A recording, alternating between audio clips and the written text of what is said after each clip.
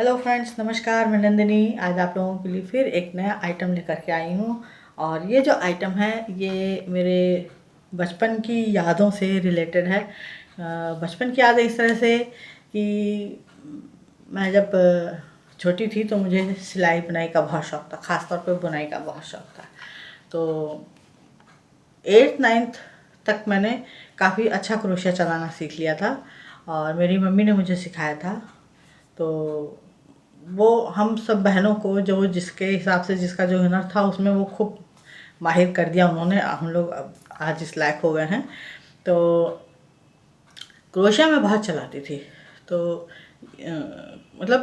मैंने इतनी क्रोशिया की टोपियाँ बनाई हैं, एक दिन में 3-3 4-4 मैं बना लेती थी, इतनी तेज़ स्पीड थी मेरी। तो मुझे लोग टोपीबाज कहने लगे थे घर में मेरा नाम टोपीबाज पड़ गया था। और भैया लोग अपने पसंद का ऊन लाते थे, स्वेटर बनवाते थे।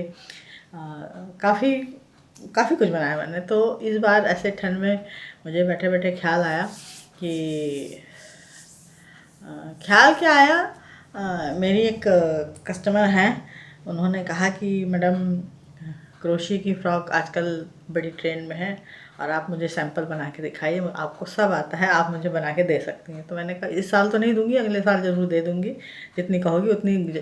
अब गर्मी भर बैठ के बनाऊंगी। तो उसी में मुझे एक डिज़ाइन मिली कहीं ऐसे ही फेसबुक देखते देखते। तो मैंने कहा वाह, ये तो बहुत अच्छी चीज़ है। तो मैंने 6 पीस बनाने की सोची थी, लेकिन इधर बीच ये सब काम शुरू कर दिया तो 3 ही बना पाई हूँ। और रात में बैठ के थोड़ा बहुत क्रोशिया बिना चलाए मैं सोती नहीं हूँ, इतना मुझे शौक़ है। तो उसी क्रोशिया को मैंने जो है इस तरह से बनाया है। देखिए आप लोग को बताऊँ, बहुत छोटी छोटी सी फ्रॉक बनाई है। ये इस तरह से देखिए, ऊपर उलन है, पूरा ये ऊन क्रोशिया से बिना हुआ है और नीचे मैचिंग से थोड़ा सा मिलाते हुए कि अच्छा लगे कि कपड़ा लगा दिया मैंने, फ्रॉक बनाई है। नीचे कपड़े का घेर बना दिया है और यहाँ नीचे लेस लगा दी है। इसी तरह से ये देखिए, एक छोटा सा है ना ये फ्रॉक, आगे अभी बटन लगाना बाकी है। बटन मुझे मिला नहीं, मैंने बहुत ढूंढा।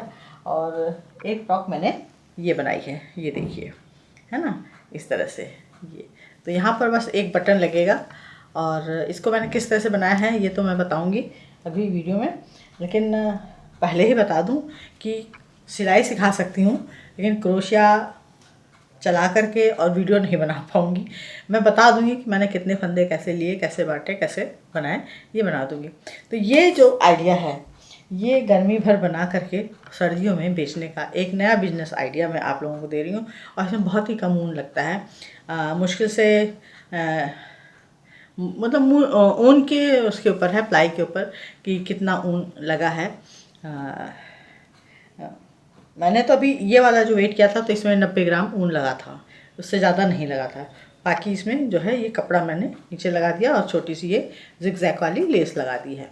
तो आइडिया ये है कि इसको भी हम बिजनेस पर्पस से देखेंगे। जब मेरे पास एक डिमांड आ सकती है कि आप बनाइए, तो आप लोगों को भी एक दिन में तो कई फ्रॉक बना ही सकते हैं। जिसको क्रोशिया चलाना आता है, नहीं चलाना आता है तो यूट्यूब पे बहुत सारे चैनल हैं, आप देखिए, सीखिए।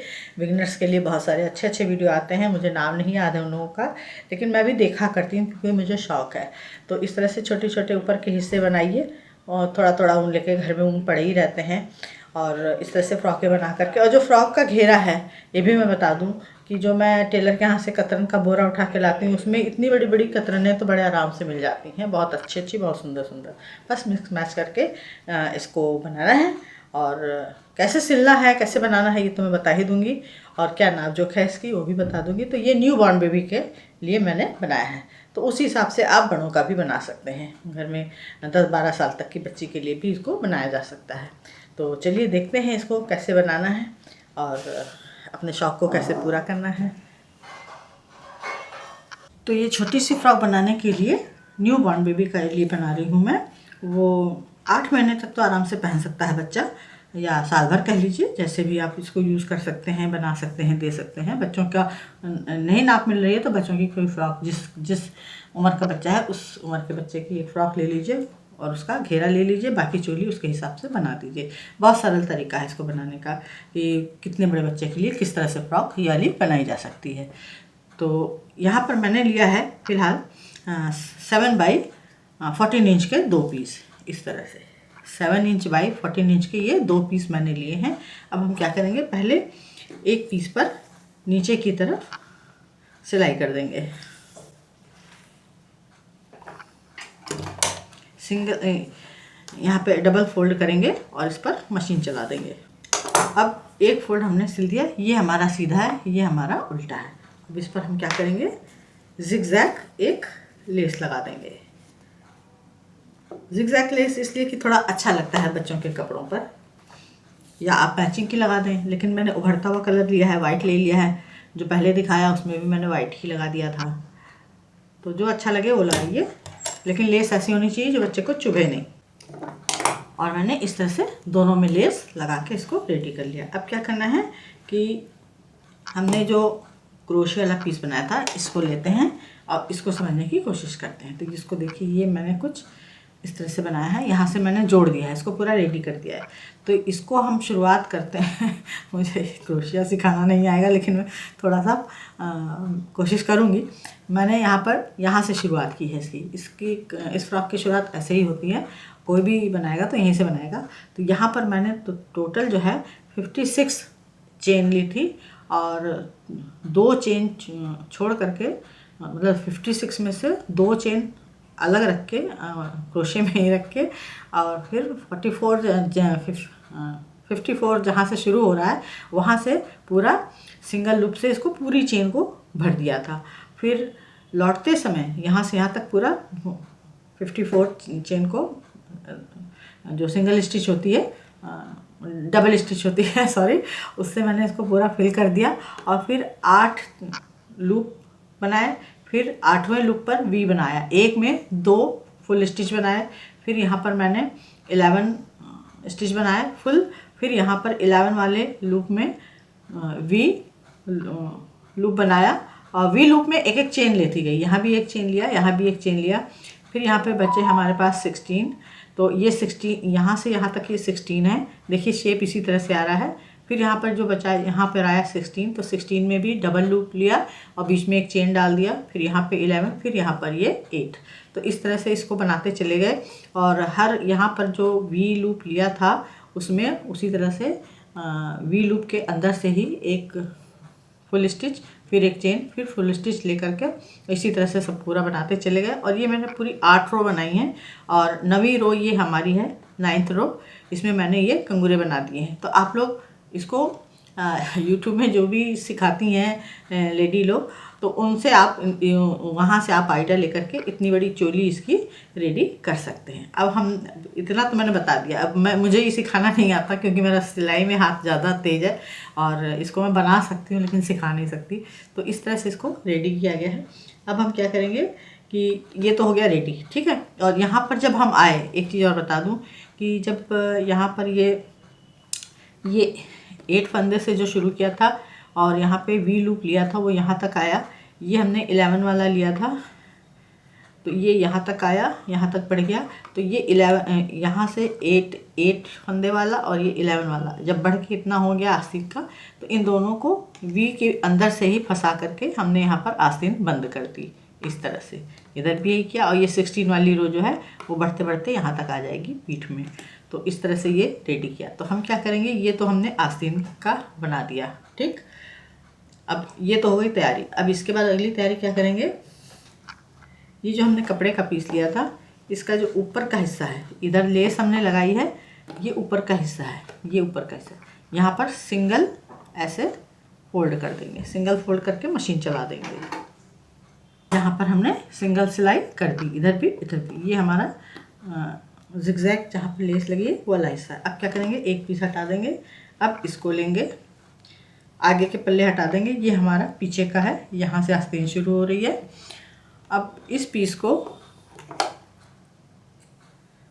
सेंटर निकालेंगे, ये सेंटर है और इसका सेंटर यहाँ पर है, ठीक। इसको ऐसे फोल्ड करेंगे तो ये सेंटर यहाँ पर आएगा। अब इस सेंटर पर ये अंदर का हिस्सा है, ये बाहर का हिस्सा है, ये सीधा हिस्सा है, ये उल्टा हिस्सा है। तो ये जो सेंटर आ रहा है, सेंटर पर ये जो हमने यहाँ कपड़े में सेंटर निकाला था, यहाँ पे पिन कर देंगे, उसके ऊपर रखते हुए इस तरह से इसको हम यहाँ पर पिन कर देते हैं। अब यहाँ पर यहाँ से सिलना शुरू करेंगे। तो ये जो फ्रिल वाला हिस्सा है, फ्रिल के ऊपर से लेंगे, एकदम किनारे से, एकदम ऊपर नहीं जाएंगे, फुल स्टिच पे नहीं जाएंगे, और इस पर जो ये हमने कंगूरे बनाए हैं इस पर भी नहीं जाएंगे। बस इसको यहाँ रखेंगे, इन दोनों के बीच में जो यहाँ पे लाइन दिख रही है उसके ऊपर इसको सिलना शुरू करेंगे, और यहाँ से 1/2 इंच कपड़ा छोड़ देंगे। इधर ये जो किनारे का 7 इंच का हिस्सा है इसको 1/2 इंच छोड़ देंगे, और इसको यहाँ रखते हुए 1-2 प्लेट्स आएंगी पीछे की साइड, उसको डाल देंगे सेंटर तक। जितनी भी प्लेट आएंगी, 1 2 3 जितनी भी आप सिल सकती हैं, बना लें महीन महीन।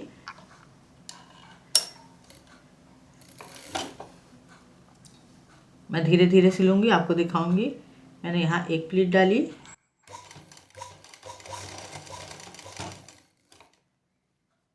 फिर दूसरी प्लेट डाली हल्की सी,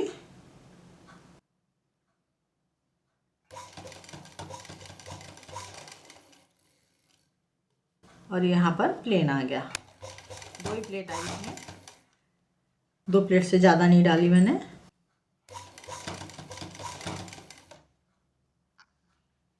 फिर निकाल देंगे, सेंटर तक सीधा सिलेंगे।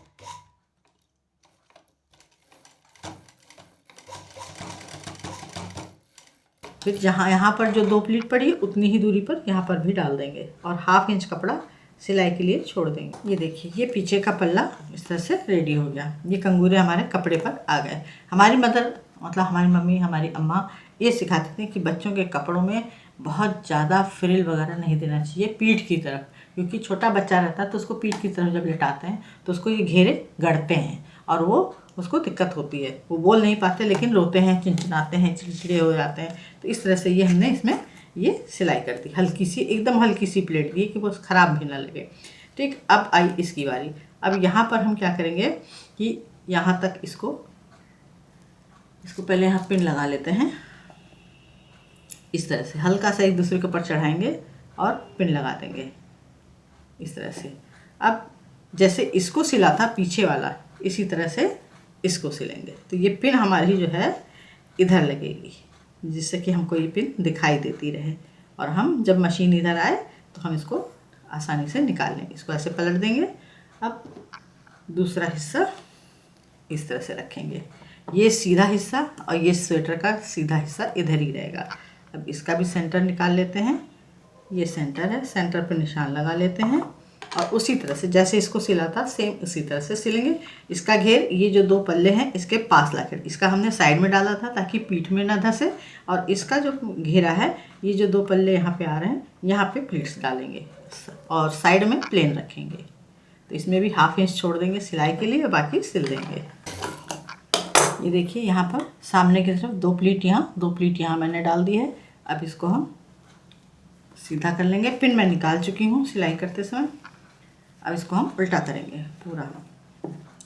अब ये जो 1/2 इंच हमने कपड़ा छोड़ा था, तो जो जितना ऊन का हिस्सा है उसको अंदर कर देंगे, और यहाँ से डबल मशीन चलाते हुए इस 7 इंच को दूसरे 7 इंच से जोड़ देंगे।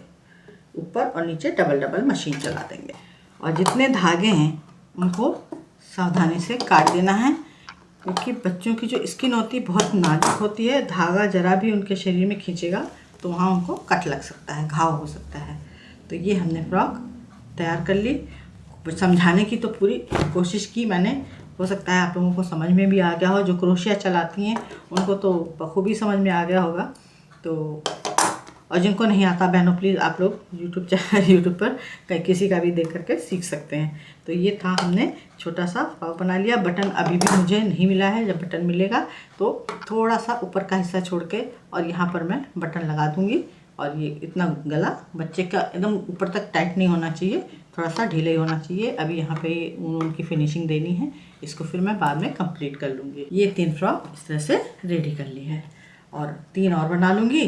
तो जिन्होंने कहा है उनके लिए ये ऑर्डर कंप्लीट हो जाता है इस तरीके से।